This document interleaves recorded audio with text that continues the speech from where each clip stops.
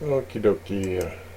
So, so coming back at you, I'm doing another tutorial, and the basis of all these tutorials right now is what I'm working on at Western Governors University.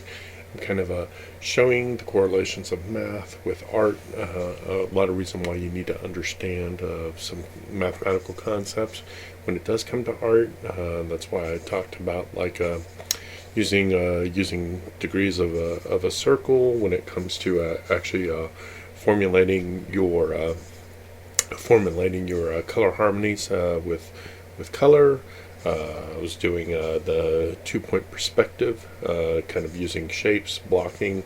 That actually helps you with understanding geometry and correlation with actually perspective. And in this one, I'm going to talk a little bit about proportions when it comes to actually breaking down a face. Just kind of generally how I break down a face, so it makes it a lot easier so you can actually kind of scale out a face. So I will jump into it and start doing some sketching and everything, and just kind of go through how I proportion a face. It uses loosely a lot of concepts that are already out there. But this is generally the way that I do it because it makes it easy for me to kind of understand it. So if you want to start with kind of if you look at a general head, it's more of an oval shape that's kind of bigger on the top. Oops. I have my highlighter instead of my marker. So let me get the marker. So start with this ovally shape, but kind of like an egg. But it's almost like an oval. So when you have that ovally shape, what you want to do is from the top to the bottom, you're going to cut it in half. Okay, so just kind of sketch a halfway line right there in the middle. So from the top to the bottom, you're kind of cutting it in half, and that halfway mark is actually where the middle and the center of your eye line is. And then from that eye line to the chin, or the base of the head, you're going to cut that in half again. And the reason that you're cutting that in half again is because that is actually where kind of the point of your nose kind of crosses right there. And then if you cut that in half one more time, that's actually where the center of your mouth is, right there. Okay? And then if you go from the base of the chin up to the head, you can also put a center line through the center of that to kind of help you as well. And this is kind of how you actually break down the proportions of the head. And this is all very very needed, because when you actually go into like 3D shaping the head, it helps to actually have all these guidelines as well. But so when you create your eyes on that center line that you've created, your eyes are actually 1/5 of the distance around your head. So if you break this into fifths,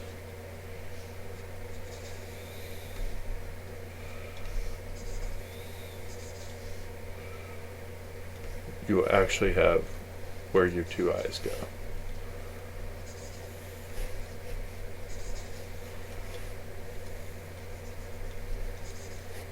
And then where that base of that nose is, coming down,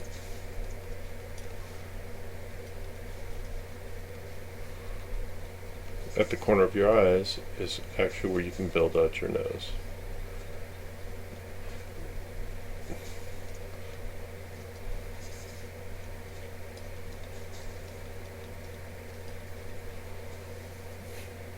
And then that center line right there, you can also use that to the half line that you put in between the nose and the chin, that is actually where the center of your lips goes. So if you go up above that line and you do kind of the top of a heart shape, and then in between on the downside, if you mark right there, that's kind of where the crease underneath your lips goes, and you can actually make that bolder middle lip.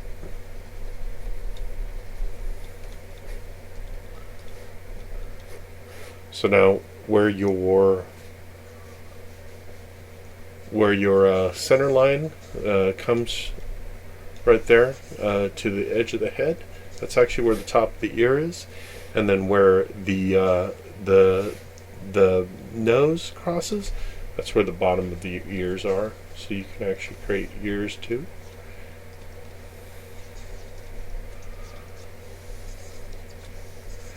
And then if you actually go halfway in between where the center of your eyes are to the top of the head, if you center right there, if you actually have a widow's peak, that's normally where your hairline widow's peak is.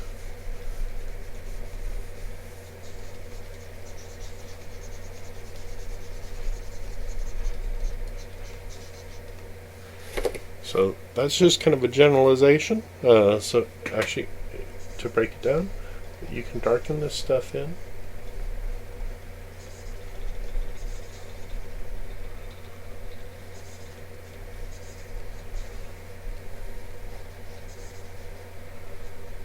And you can really get a better form of a face. And now this is just a real generalization, just gives you a baseline of making a face. So you can actually, as you do other people's faces and everything, you can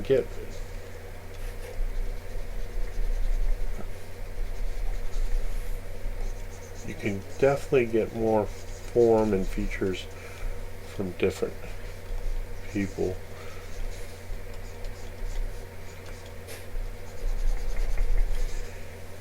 As you look at different people and see different features.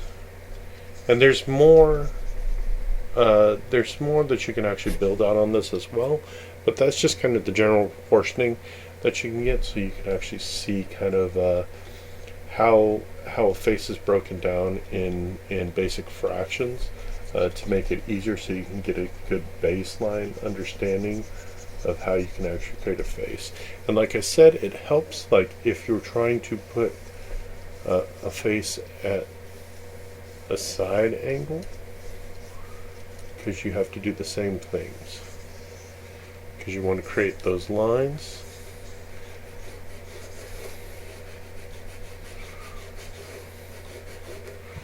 So you can get a general understanding of where stuff has to go when you create it out.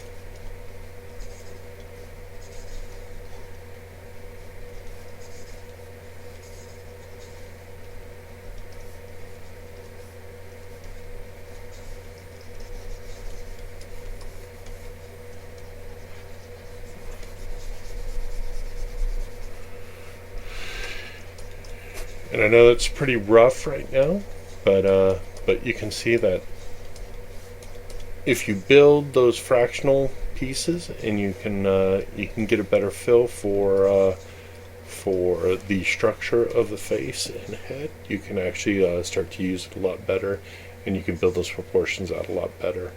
So you can actually get used to actually drawing people's faces and actually proportioning all that stuff out. And that's just a general baseline. Like I said, not everybody's faces are exactly to those proportions, but it gives you a general feel of kind of where everything is on the average, so then you can actually build out around it, and you can actually get better at drawing people's heads. Okay, like always, love y'all. Don't preach, just teach, and I'll see you soon. Bye.